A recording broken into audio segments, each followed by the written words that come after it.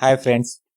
कभी आपने सुना है कि भूकंप की वजह से काफी ज्यादा की संपत्ति का नुकसान हो गया, या आग लगने की वजह से जान माल की क्षति हो गई, या दंगे या हड़ताल की वजह से संपत्ति को नुकसान हो गया?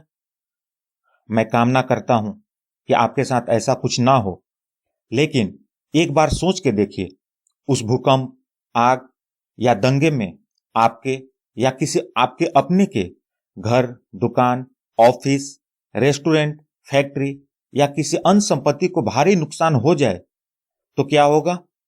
उसकी मरम्मत कैसे होगी? उसकी भरपाई कौन करेगा? यदि आपके पास काफी सारा पैसा है तो कोई फर्क नहीं पड़ता, लेकिन हम में से ज्यादातर लोगों के पास इतना पैसा नहीं होता कि इसकी तुरंत भरपाई कर पाए। तो दोस्तों, आज की चर्चा का विषय है फायर इंश्योरेंस पॉलिसी, जो कि इस तरह से होने वाले नुकसान में आपको सुरक्षा प्रदान करती है, जो कि एक बुनियादी पॉलिसी है और हम सबके पास यह पॉलिसी होनी चाहिए। लेकिन ज्यादातर लोगों में इस पॉलिसी की जागरूकता का अभाव है।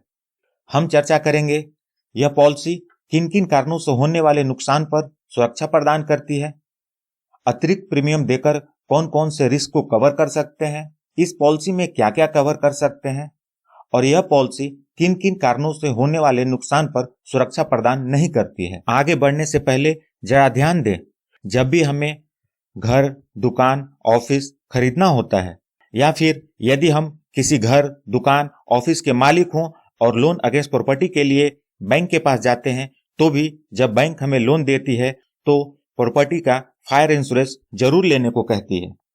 आप जो भी बड़ी बिल्डिंग, काफी बड़ी सोसाइटी, बड़ी फैक्ट्री, मॉल और उसके अंदर की दुकानें देखते हैं, उन सब की फायर इंश्योरेंस की पॉलिसी होती है। एक बिल्डर जब बिल्डिंग को बनाता है तो वह भी प्रोजेक्ट इंश्योरेंस की पॉलिसी जरूर लेता है। तो दोस्तों, bank and other financial institutions, big corporates, अमीर लोग, बिल्डर जिनकी फाइनेंशियल कैपेसिटी काफी ज्यादा होती है, वो इंश्योरेंस जरूर लेते हैं। क्यों? क्योंकि वो रिस्क नहीं लेना चाहते और अपनी फाइनेंशियल को प्रोटेक्ट रखना चाहते हैं। लेकिन हम वो रिस्क लेते हैं। जब हम खुद के पैसे से घर या दुकान लेते हैं तो उसका इंश्योरेंस कराना जरूरी नहीं समझते। यदि लोन लिया है तो लोन खत्म होने के बाद उस प्रॉपर्टी का इंश्योरेंस ज्यादातर लोग नहीं लेते। वो सोसाइटी जिसमें हमने घर लिया है, वो जब बिल्डर से सोसाइटी को मिल जाती है तो ज्यादातर सोसाइटियां उसका इंश्योरेंस नहीं कराती, जो कि करानी चाहिए।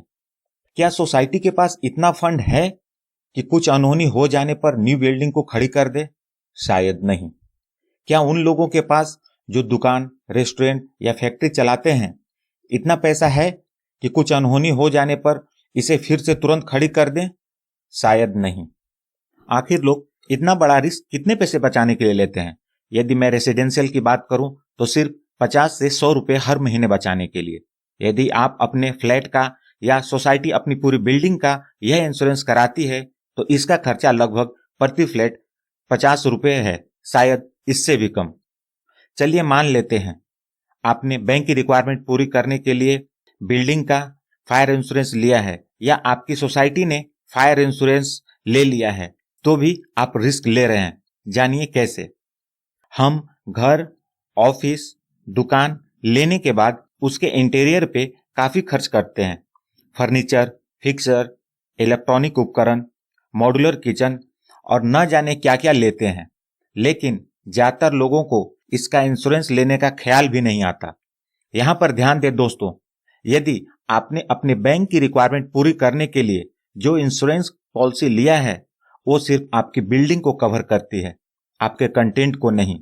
यानी आपके घर, दुकान, ऑफिस में जो कुछ भी है वो अनइंश्योर्ड है और इसका पूरा रिस्क आपके ऊपर है।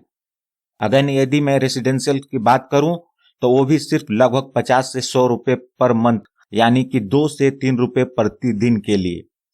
तो आप सिर्फ कंटेंट के लिए भी सेपरेट फायर इंश्योरेंस की पॉलिसी ले सकते हैं। मैं यहां पर आपको कोई पॉलिसी नहीं बेच रहा हूं, मैं तो सिर्फ इस पॉलिसी की जागरूकता लाने का प्रयास कर रहा हूं। तो अब बात करते हैं फायर इंश्योरेंस के बारे में, जिसका पूरा नाम है standard fire and special peril policy.